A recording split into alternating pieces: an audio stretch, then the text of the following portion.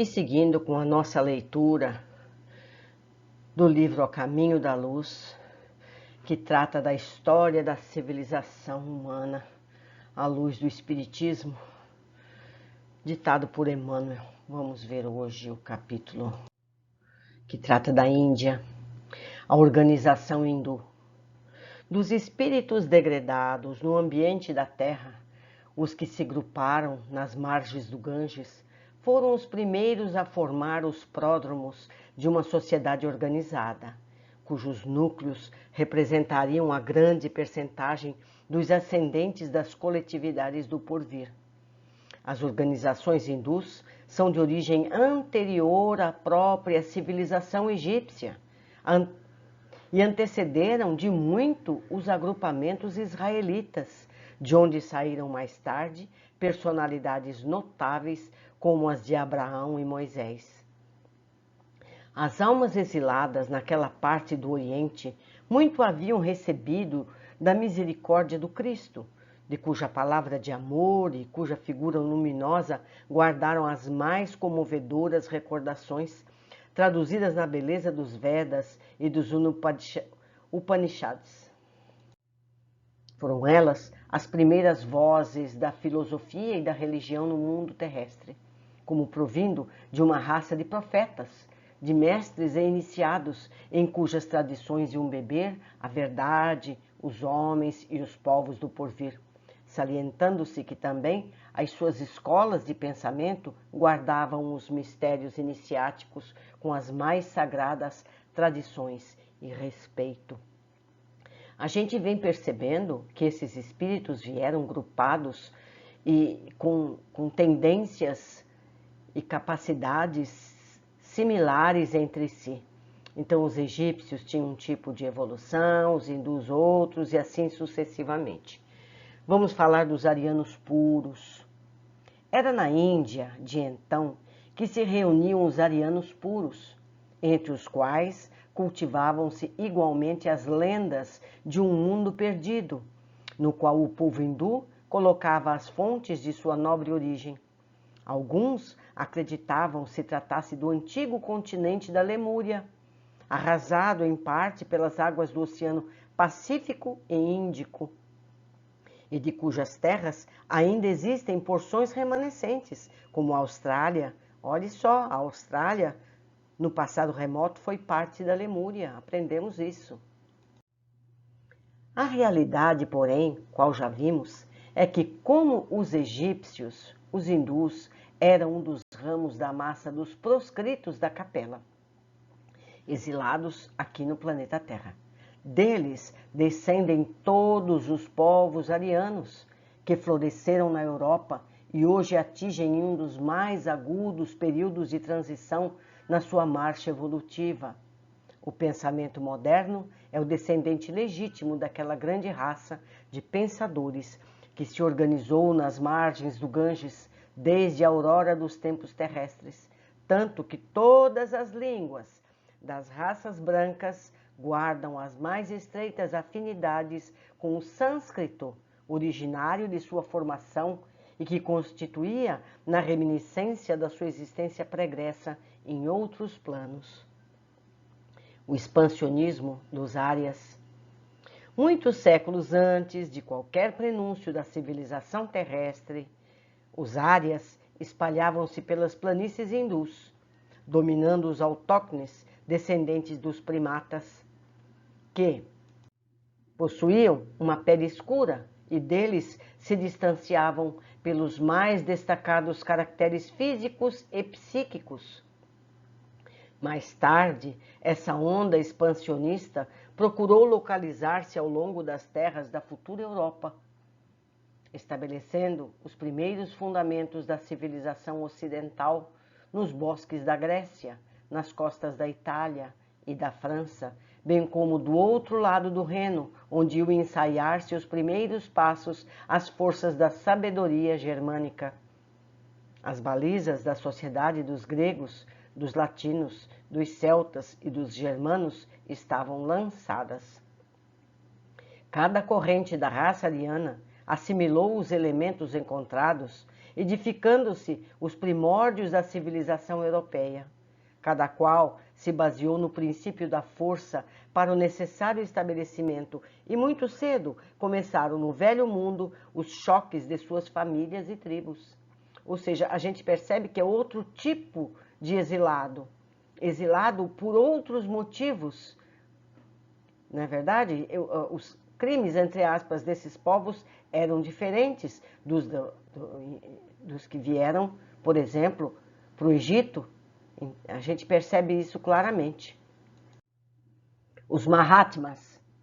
Da região sagrada do Ganges, partiram todos os elementos irresignados com a situação humilhante que o degredo da terra lhes infligia.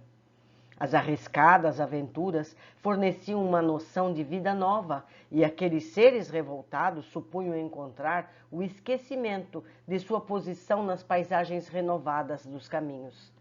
Lá ficaram apenas as almas resignadas e crentes nos poderes espirituais que as conduziriam de novo às magnificências de seus paraísos perdidos e distantes. Os cânticos dos Vedas são bem uma glorificação da fé e da esperança em face da majestade suprema do Senhor do Universo.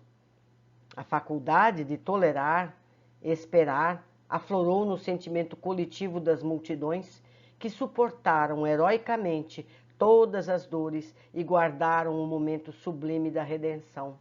Os Mahatmas criaram um ambiente de tamanha grandeza espiritual para o seu povo que ainda hoje nenhum estrangeiro visita a terra sagrada da Índia sem de lá trazer as mais profundas impressões acerca de sua atmosfera psíquica.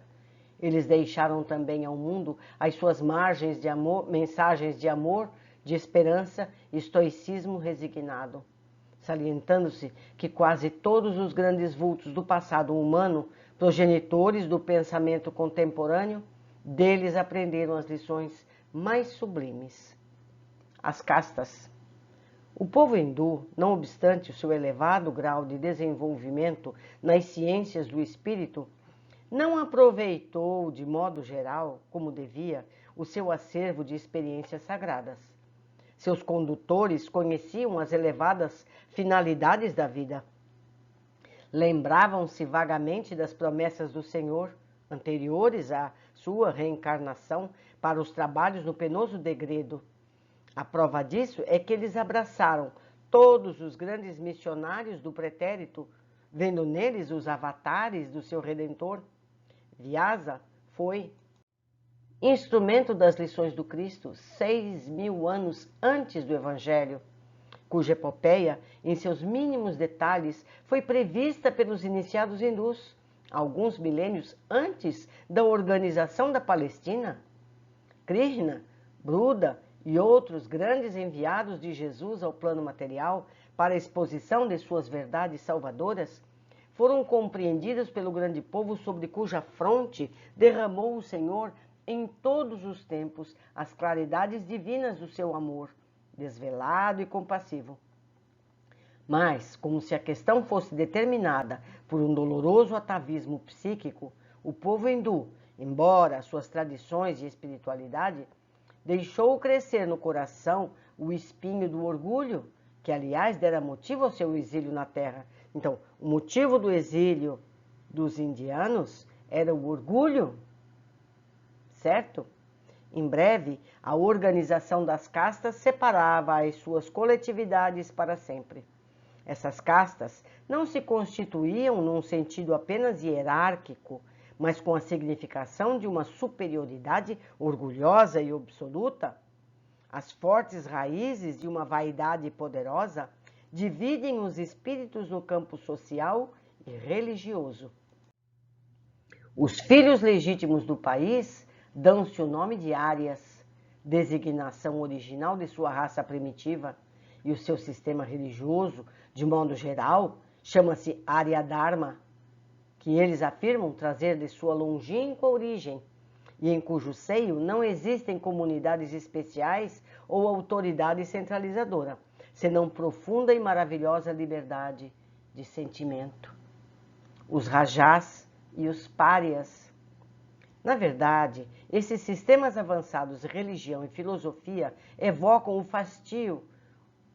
fastígio da raça no seu mundo de origem, de onde foi precipitada ao orbe terreno pelo orgulho desmedido e infeliz. Os arianos da Índia, porém, não se compadeceram das raças atrasadas que encontraram em seu caminho e cuja evolução devia representar para eles um imperativo de trabalho regenerador na face da Terra. Os aborígenes foram considerados como os párias da sociedade, de cujos membros não podiam aproximar-se sem graves punições e severos castigos. E o que a gente entende? Eles vieram pelo orgulho, foram exilados porque eram muito orgulhosos. E essa característica perseverou, porque ainda continuam separados por castas. Ainda hoje, continuando, o espírito iluminado de Gandhi, que lembro mais uma vez esse livro de 1938, que é obrigado a agir na esfera das mais atenciosa psicologia dos seus irmãos de raça, não conseguiu eliminar esses absurdos sociais do seio do grande povo de iniciados e profetas. Os párias são a ralé de todos os seres e são obrigados a dar um sinal de alarme quando passam por qualquer caminho, a fim de que os venturosos se afastem do seu contágio maléfico.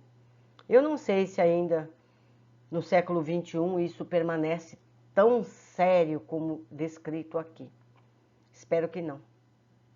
A realidade, contudo, é que os rajás, soberanos ao influxo da misericórdia do Cristo, voltam às mesmas estradas que transitaram sobre o dorso dos elefantes, ajaezado de pedrarias, como mendigos desventurados, resgatando o pretérito em avatares de amargas provações expiatórias. Os que humilharam os infortunados do alto de seus palácios resplandecentes volvem aos mesmos caminhos, cheios de chagas cancerosas, exibindo a sua miséria e a sua indigência.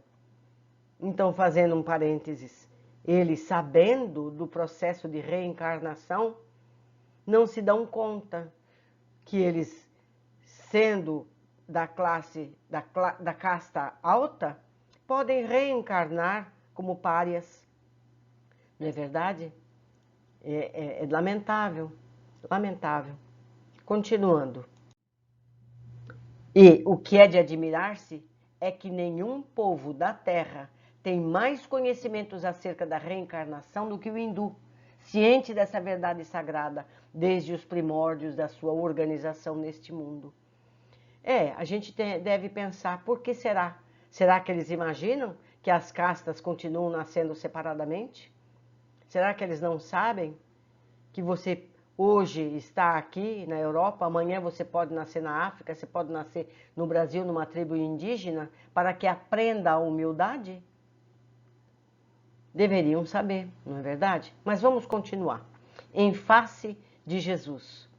Nos bastidores da civilização, somos compelidos a reconhecer que a Índia foi a matriz de todas as filosofias e religiões da humanidade, inclusive do materialismo, que lá nasceu nas escolas dos Charvakas.